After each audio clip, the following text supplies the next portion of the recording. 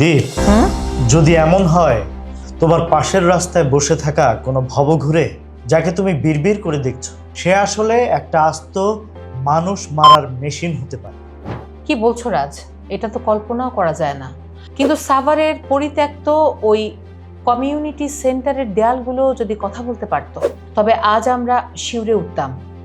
7 মাসে 6টি খুন, কিন্তু খুনি আমাদের চোখের সামনেই ছিল। চিন্তা করা যায়। আমি রাজ, আর আমি দীপ। দেখছেন দীপরাজের দরবার।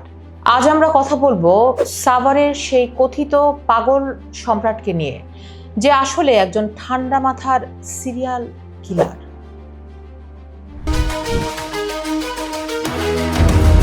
পুলিশ যখন সম্রাটকে আটক করলো তখন সিসিটিভি ফুটেজ দেখে সবার চোখ কপালে। কাঁধে করে লাশ নিয়ে যাচ্ছে একজন ভবঘুরে, যাকে সাভার থানার পুলিশ থেকে শুরু করে এলাকার মানুষ মেন্টাল সম্রাট বলে চিনত। মজার ব্যাপার হলো, সে এক এক সময় এক এক রূপ ধরত। কখনো হাফ প্যান্ট পরা, কখনো পুরো উলঙ্গ, আবার কখনো পুলিশের পোশাক পরা। আমার কিন্তু হুমায়ুন আহমেদের মিসির আলী সিরিজের কোনো সাইকোপ্যাথ চরিত্রের কথা মনে পড়ে যাচ্ছে রাজ। ঠিক বলেছ। পুলিশ বলছে তার টার্গেট ছিল ভবঘুরেরা।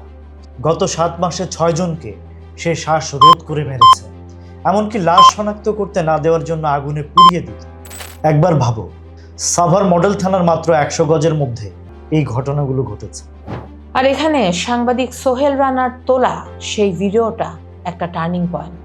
মৃত্যুর মাত্র 2 দিন আগে সোনিয়া নামের এক নারীর সঙ্গে সম্রাটকে ভিডিওতে দেখা যায়, অথচ 2 দিন পর সোনিয়ার পোড়া লাশ উদ্ধার হলো।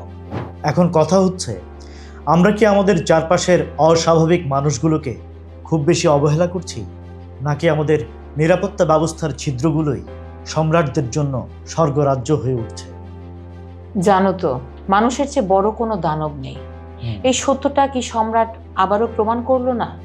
আপনার কি মনে হয়, এটা কি কেবলই মানসিক বিকৃতি, নাকি এর পেছনে আছে আরো বড় কোনো অন্ধকার জাল?